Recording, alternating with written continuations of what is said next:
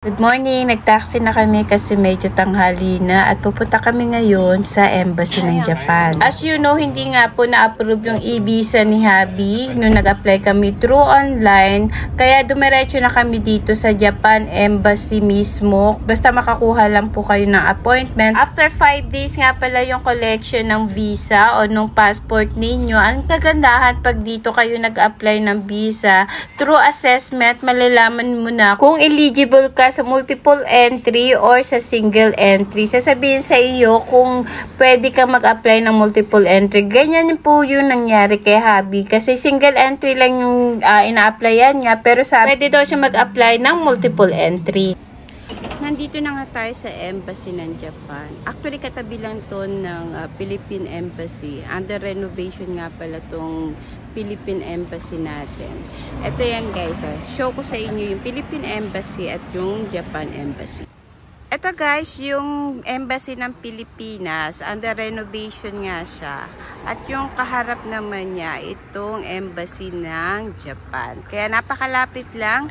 Kung alam nyo yung Embassy ng Pilipinas, ay hindi kayo maliligaw dito sa Embassy ng After 15 minutes, lumabas na nga si Habi at dala niya na yung visa niya.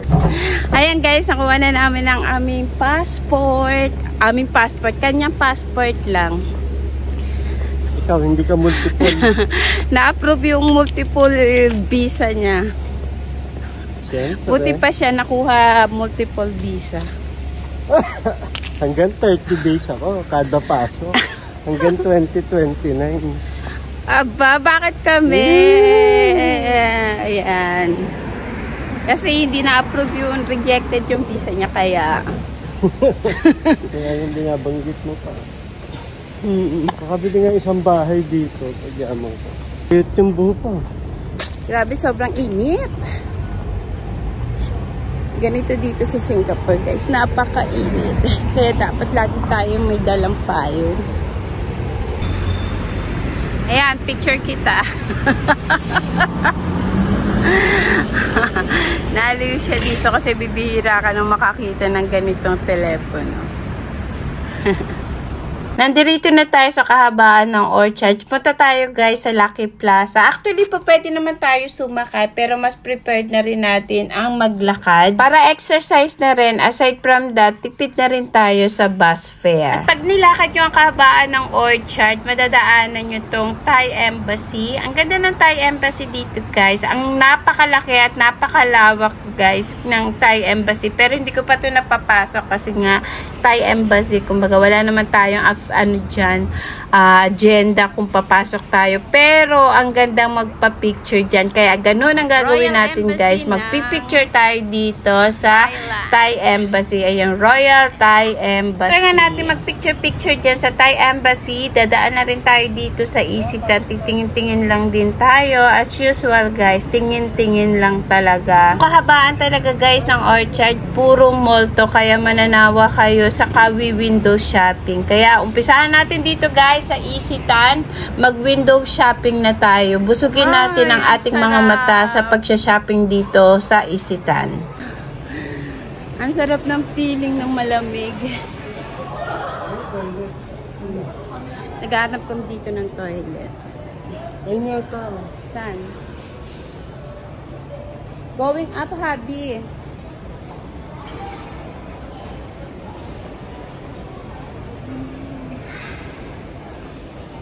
Going up.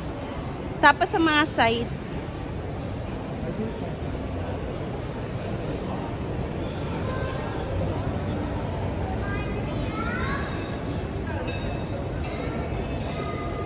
Grabe yung Ayan kami. Sobrang init sa labas.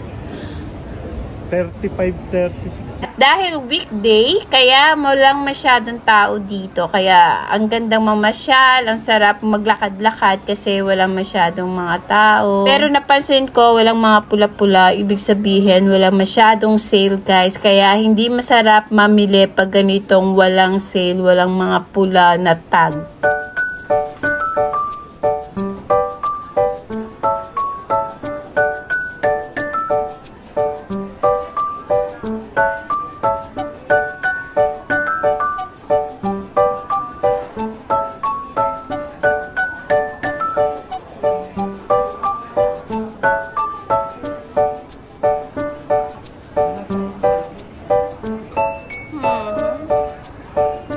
50%. Kaya lang dito tunay.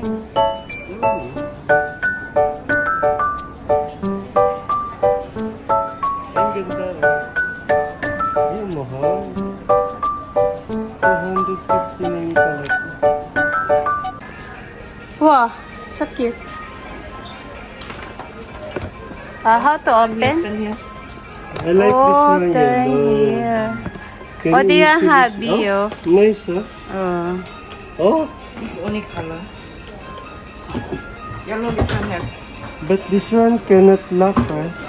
Can lock? This is the lock. This one Ah. lock. We turn this one is lock. Turn the Oh. number is locked out. Because both side. Oh, Ang galing, ang ganda. oh nice. Lock is this one. Turn number. Gusto ko sana yung luggage, cabin luggage. Kaya lang guys, yung price niya is too pricey for me. It's around 300. Ang kagandahan ng cabin luggage na yun guys, meron siyang para sa laptop. Kasi pag nilalagay minsan sa backpack yung laptop guys, mabigat sa likod. Kaya napaka-inconvenient. Kaya ang maganda talaga yung luggage na yun. Ang kaso, medyo pricey siya. Kaya antayin lang naman natin na mag-sale yun.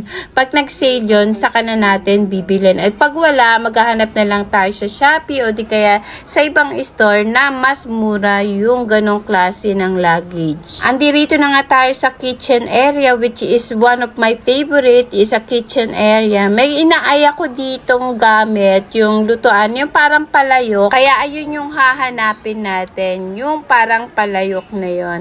Eto na nga guys, nakita na natin itong palayok na to, na medyo social na palayok lang siya.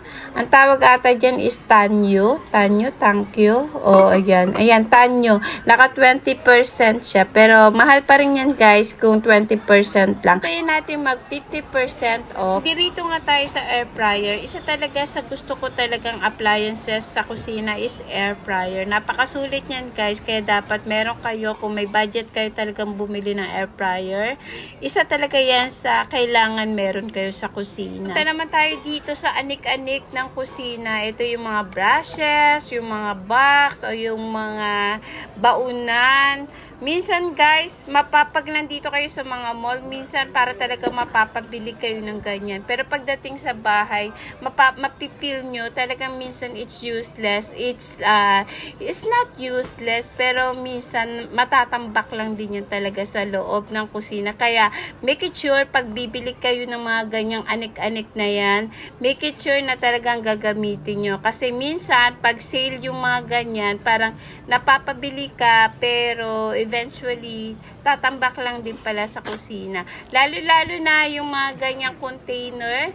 Yung mga container sa akin, guys, napakarami kong container. Darating yung time na you going to throw din yung ibang container kasi wala ka ng space sa kusina. Kaya make it sure na pag bumili kayo ng mga ganyan, ay gagamitin ninyo. Nagandahan talaga ako dito sa dispenser. Soap dispenser to, guys. Pero ang ganda niya, pero ang ganda rin talaga ng presyo. Kaya sorry na lang sa akin kasi wala tayong paras dyan. Wala tayong ganyan. Ganito rin yung sa salamin. Ang ganda niya ng salamin, pero sobrang mahal niya. Around 200 ata tong salamin na to or 300. I'm not so sure kasi nga hindi ko talaga pinagkaabalahan tingnan yung presyo kasi nakita kong 3 digit. At nabusog na nga ang ating mata. Ngayon ay kakain na tayo. Naghahanap lang tayo. Dahil sa sobrang init, guys, baka mag-ice cream muna tayo o maghalo-halo. Tara, guys, hanap tayo ng ice cream. Alam ko somewhere here in Isitan may McDonald's. Kaya doon tayo bibili ng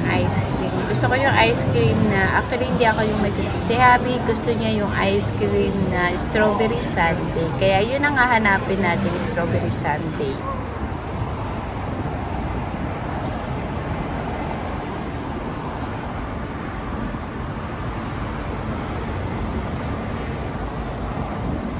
paglakad-lakad namin guys, nakita namin tong Polo Ralph Lauren. Ang ganda niya guys. Ang napaka-aesthetic nung style nung kanyang coffee shop. Pero dahil sobrang init, parang hindi feel ni Habi ang mag-coffee. Kaya diretso pa kami kahanap ng McDonald's at wala talaga kaming makita. Napalitan na pala ng Starbucks yung McDonald's dito. Kaya ending guys, punta na lang kami diretso sa Lucky Plaza kasi meron din doong McDonald's. Pagdating nga namin doon sa Lucky Plaza guys, tinignan namin yung McDonald's doon kasi alam naman namin kung saang area yon. At sad to say, wala na palang McDonald's dito. Close na rin. Kaya ayan guys, ending, napunta kami dito sa Asian Food Mall. Ito yun, sa loob na to ng Lucky Plaza. Order na lang si Habi dito ng kare-kare na favorite niya. After Lucky Plaza, ito naman guys, ang Takashimaya. Ayan, ang pinakaunang mall dito sa Singapore. Nung unang dating ko, ayan na, amaze ako dyan.